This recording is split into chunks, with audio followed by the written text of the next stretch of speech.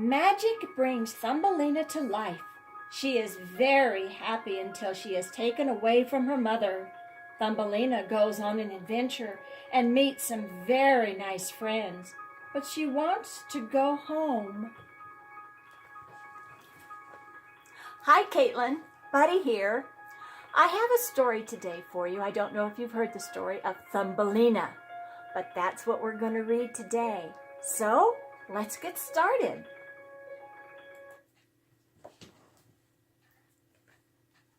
It's out of a really big book. Thumbelina. Once there was a kind woman who lived all alone in the woods. She felt lucky to be surrounded by the beauty of nature. Her only wish was for a child to share her joy.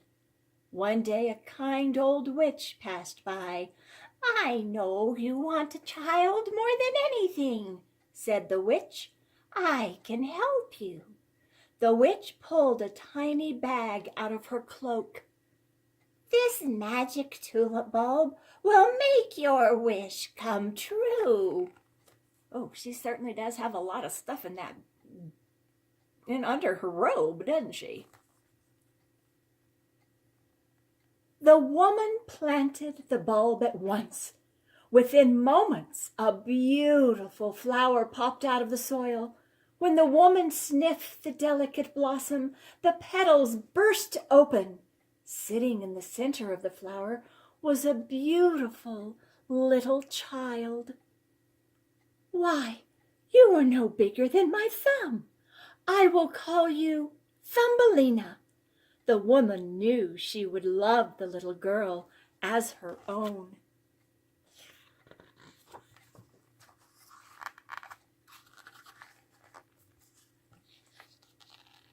One day a toad heard Thumbelina singing a sweet song.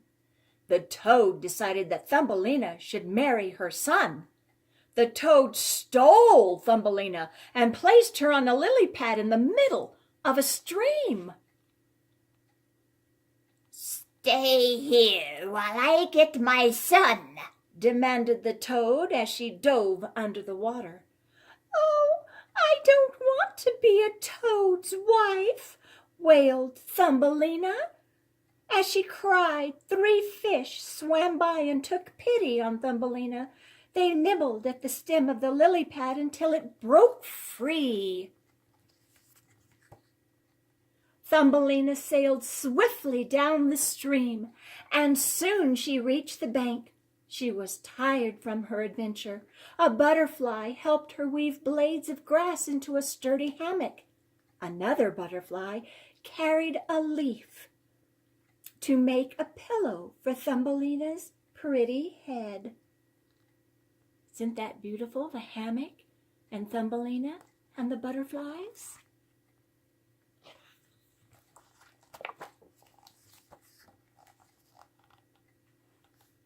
Thumbelina missed her mother very much, but she could not find her way home. Soon the weather began to get cold.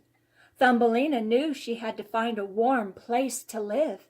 Luckily, she met a friendly mouse who invited Thumbelina to stay.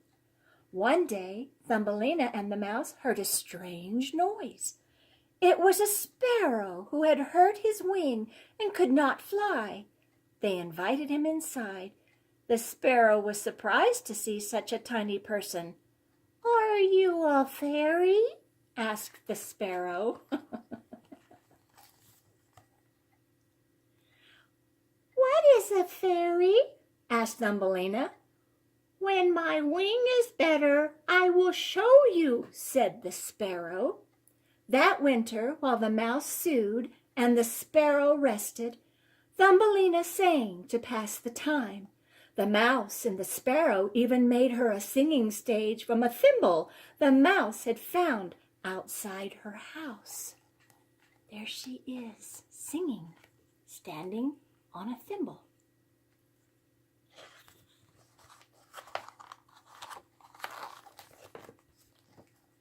When spring arrived, the sparrow's wing felt as good as new. He offered to take Thumbelina home to her mother. Thumbelina and the sparrow thanked the mouse for her kindness, and they flew away. Soon the sparrow landed in an enchanted grove. "This isn't where I live," said Thumbelina, confused. Just then, a tiny boy stepped out from the petals of a big white flower. He was the prince of the fairies.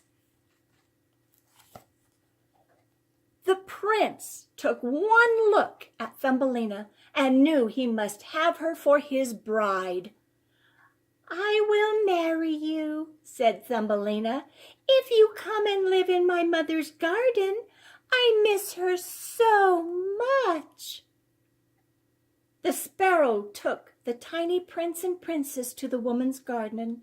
The woman was thrilled to find not only her beloved daughter, but also a new little son-in-law.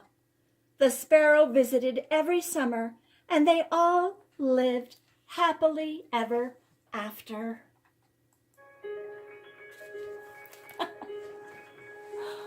Wasn't that a beautiful story, Caitlin? I don't know if you've heard of the story of Thumbelina, but now you have. And it's nice that Thumbelina found all these wonderful friends to help her get back home where she belonged.